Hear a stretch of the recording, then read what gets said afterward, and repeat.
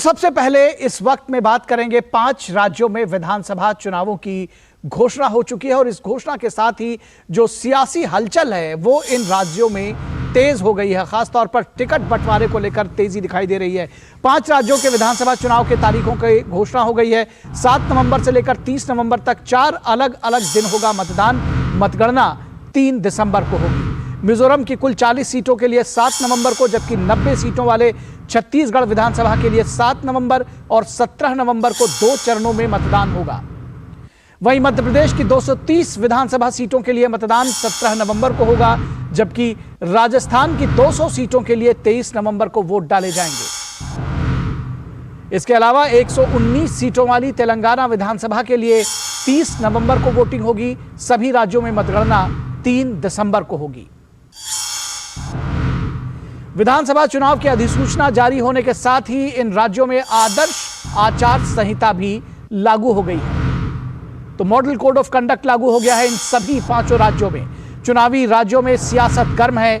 पार्टियां वादों की झड़ी लगा रही हैं। प्रत्याशी जनता के बीच पहुंच रहे हैं। डोर टू डोर कन्वेंसिंग शुरू हो चुकी है।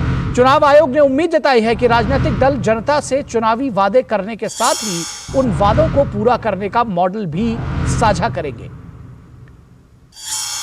कांग्रेस में टिकटों के मंथन का दौर जारी है, जबकि विपक्षी गठबंधन में शामिल सपा और आम आदमी पार्टी भी चुनाव मैदान में ताल ठोक रही है। राजस्थान में, छत्तीसगढ़ में, मध्य प्रदेश में टिकट बंटवारे को लेकर बीजेपी ने बढ़त बनाई है। एमपी और छत्तीसगढ़ में बड़ी संख्या में प्रत्याशियों की घोषणा भारतीय जनता पार्टी ने कर दी है। और पीएम मोदी समेत पार्टी के शीर्ष नेता चुनावी राज्यों में कई बार दौरा कर चुके हैं। कई बड़ी जनसभाओं को संबोधित किया है पार्टी के शीर्ष नेताओं ने और प्रधानमंत्री नरेंद्र मोदी ने। और बात करेंगे चुनाव आयोग की। 5 राज्यों में चुनावों की घोषणा के साथ ही मुख्य चुनाव आयुक्त राजीव कुमार ने इन चुनावों की तारीखों का ऐलान तो किया ही और साथ ही साथ कहा कि राजनीतिक दलों को मुफ्त वाली चुनावी घोषणाओं को पूरा करने के लिए भी मॉडल तैयार करना चाहिए। कमीशन ने एक परफॉर्मा इशू किया था जिसमें ये बताने के लिए प्रस्ताव एक कंसल्टेशन पॉलिटिकल पार्टीज के साथ की गई थी and that pro forma is in public domain. ये परफॉर्मा बेसिकली ये कहता है कि पॉलिटिकल पार्टीज को अपने मैनिफेस्टो में क्या करेंगे ये बताने का अधिकार है, लेकिन साथ ही साथ वोटर को ये जानने का अधिकार है कि ये कब करेंगे, कितना करेंगे और कैसे करेंगे। तो कैसे लागू करेंगे चुनावी घोषणाएं, यह भी जानने का अधिकार वोटर को है और यह बात चुनाव आयोग ने आज साफ तौर पर कही। चुनावी घोषणाओं के बाद विभिन्न राजनीतिक दलों ने क्या क्या कहा है, आइए यह भी सुनते हैं। चुनाव सरकार बनाते हैं, चुनी हुई सरकार बनती है जो प्रदेश का और जनता का भविष्य तय करती है। तो सभी मतदाता भाई और बहन इस चुनाव में बढ़ चढ़कर भाग लें, उत्साह के साथ भाग लें। मैं राजनीतिक दलों से ये अपील करना चाहता हूँ कि मध्य प्रदेश शांति का टापू है, शालीनता का प्रतीक है। इसलिए चुनाव हम जरूर लड़ें, लेकिन चुनाव लड़ते समय हम व्यक्तिगत आरोप, प्रत्यारोप उनसे बचें। ये शत्रुता नहीं है। राजस्थान में 23 नवंबर को है, तो राजस्थान में हमने अपने 3 कैंडिडेट्स का तो अनाउंस कर चुके हैं और तेलंगाना का भी अनकरीब में कर देंगे। और ईसीआई ने जो डेट्स दिए हैं, हमारी पार्टी इस इलेक्शन के लिए शुरू से ही तैयार थी और तैयार है। ये चुनाव और 17 तारीख मध्य प्रदेश को जो मिली है, ये एक शुभ अंक मध्य प्रदेश के लिए उन तारीखों का माननीय चुनाव आयोग ने डिक्लेरेशन किया है। और हम सब लोग, भारतीय जनता पार्टी का एक एक कार्यकर्ता, भारतीय जनता पार्टी का संगठन चुनाव की व्यापक तैयारियों में जुटा है।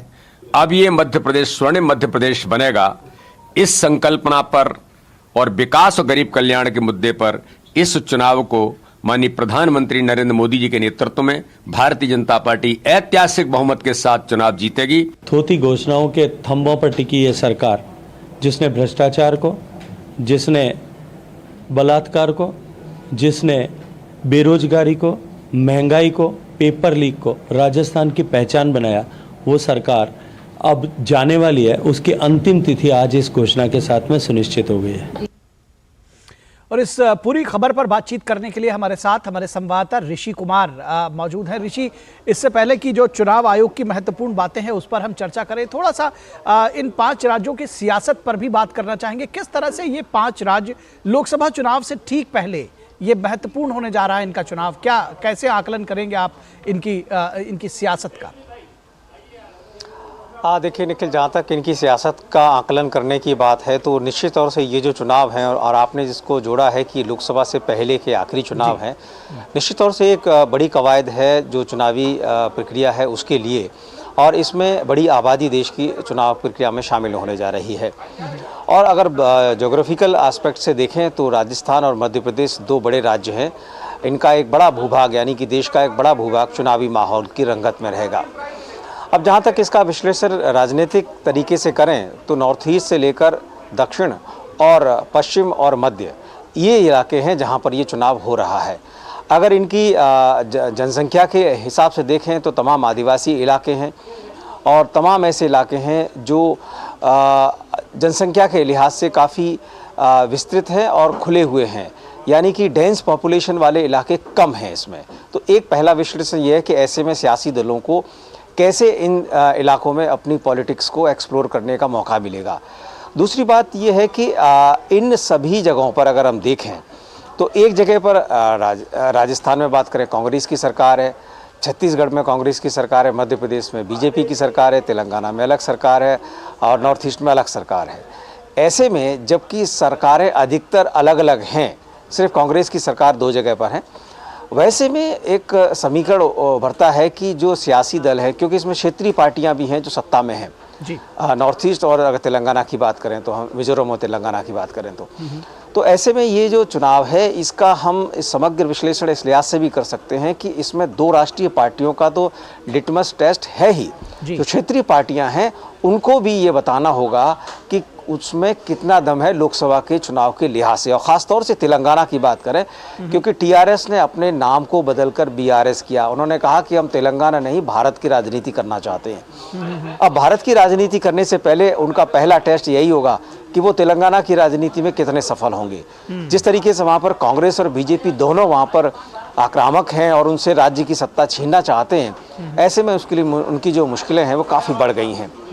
वही हालत मिजोरम में है। मिजोरम में देखना होगा कि किस तरीके से वहाँ की जो क्षेत्रीय पार्टी है वो अपनी सरकार को बचा पाने में सफल हो पाती है। हालांकि नॉर्थ ईस्ट की बात एक ज़रूर है कि जो राष्ट्रीय पार्टियां सत्ता में होती हैं उनके साथ उनका ज़रूर एक तारतम्य रहता है और ये तारतम्य लोकसभा के बाद ज़्यादा बनता है, लोकसभा से पहले अलग होता है। तो वैसी स्थिति में ये चुनाव अगर मिजोरम में देखें तो काफ़ी कुछ कहने वाला होगा कि नॉर्थ ईस्ट में क्या कुछ सियासत में चल रहा है। अगर छत्तीसगढ़ को भी बस देख लेते हैं कि बड़ा राज्य है और बड़ा मैंडेट मिला था कांग्रेस को, वहां वो कितना सफल हो पाएंगे। और कांग्रेस के और मध्य प्रदेश के लिए राजस्थान और मध्य प्रदेश जो 2 ऐसे राज्य हैं जहां पर कांटे की लड़ाई पिछली बार देखी गई थी, वो उन दोनों के लिए लिटमस टेस्ट होगा। जी एक बात जो चुनावी घोषणाओं को लेकर के और चुनाव आयोग ने उस पर टिप्पणी भी की है, अपेक्षा जताई है कि फ्री भी की जो घोषणाएं हैं वो करने के लिए तो सभी स्वतंत्र हैं किसी भी तरह की घोषणा करने के लिए, लेकिन उसका मॉडल ज़रूर बताना चाहिए और जनता को इसका अधिकार है। किस तरह से देखते हैं इस स्टेटमेंट को? निश्चित तौर से ये स्टेटमेंट काफ़ी कुछ कहता है, लेकिन चुनाव आयोग के पास जो अधिकार हैं वो चुनाव कराने तक सीमित हैं। उसके अलावा उनके पास उस तरीके के अधिकार नहीं है कि वो राजनीतिक दलों को नियंत्रित कर पाएँ। जहाँ तक बात करें मॉडल कोड ऑफ कंडक्ट, वो भी राजनीतिक दलों के द्वारा अपनाया हुआ मॉडल है। उसमें भी आयोग के जो पास अधिकार हैं वो कई बार हमने देखा है कि वो सीमित अधिकार तक होते हैं। लेकिन चूंकि मॉडल कोड ऑफ कंडक्ट के दौरान सभी राजनीतिक दलों ने हलफनामा दिया हुआ होता है, ऐसे में उनके पास अधिकार बढ़ जाते हैं कि उस मॉडल कोड ऑफ कंडक्ट के जैसे ही वायलेशन होता है उसके तहत आयोग कार्रवाई करता है और ये काफ़ी कड़ी कार्रवाई तक साबित होती है। अब इसमें फ्रीबीज को लेकर जो आयोग का कहना है कि राजनीतिक दलों के पास उनके मैनिफेस्टो में सब कुछ कहने का अधिकार है और इसको संविधान में कहीं भी नियंत्रित नहीं किया गया है, लेकिन उन्होंने ये भी कहा कि इस बात को ज़रूर नियंत्रित किया गया है कि ये वायदे कैसे पूरे होंगे, और इसके लिए अभी तक कोई फिलहाल कानून नहीं है, स्पष्ट कानून नहीं है, ना ही दिशा निर्देश है। हमने देखा है सुप्रीम कोर्ट में भी ये मसला गया, वहाँ पर भी इस बात की चर्चा हुई कि ये फ्रीबीज को कैसे कंट्रोल किया जाए। आपको याद होगा एक ज़माना था कि जो सियासत हुआ करती थी उसमें बिजली के बिल माफ करने की एक बड़ी कवायद देखी गई थी, चाहे वो हरियाणा के चुनाव हुआ करते थे या राजस्थान के चुनाव हुआ करते थे या पंजाब के चुनाव हुआ करते थे। और इस पर यह देखा गया था कि बिजली कंपनियों को और सरकार को बड़ा नुकसान झेलने पड़ा था। बाद में इस पर नियंत्रण हुआ और इस तरीके के वायदे करना राजनीतिक दलों ने बंद कर दिया, क्योंकि कभी न कभी किसी न किसी की सरकार तो आ ही जाती है, और सरकार आने के बाद जब स्थिति उनके सामने होती है तो उसका पूरा कर पाना मुश्किल होता है। यही स्थिति मुझे लगता है अब फ्रीबीज को लेकर देश में बनती हुई नजर आ रही है, क्योंकि जो वायदे किए जा रहे हैं अब जनता के सामने उन वायदों को पूरा करना बड़ा मुश्किल हो रहा है, क्योंकि ये वायदे व्यवहारिक नहीं होते हैं। आप कुछ भी कह सकते हैं, हम आपको 10,000 देंगे, हम आपको 15,000 देंगे, लेकिन कहां से देंगे?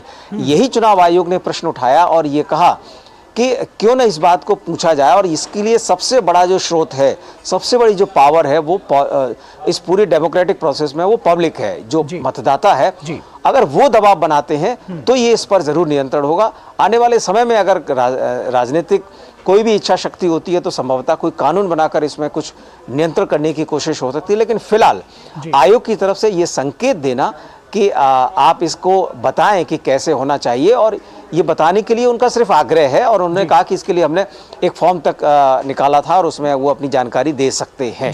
तो ये जो अपेक्षा जाहिर की है दरअसल ऋषि, उससे कहीं ना कहीं जनता के बीच में भी एक मैसेज तो जरूर गया है। और लगातार जब से इस फ्री बीज पर बात हो रही है, सुप्रीम कोर्ट की टिप्पणी और अब इलेक्शन कमीशन की टिप्पणी, तो निश्चित तौर पर एक जागरूकता की बात भी कहीं ना कहीं पब्लिक के बीच में आएगी, जिसकी चर्चा आप कर रहे थे अभी थोड़ी देर पहले। बहुत शुक्रिया ऋषि इस तमाम बातचीत और जानकारी के लिए।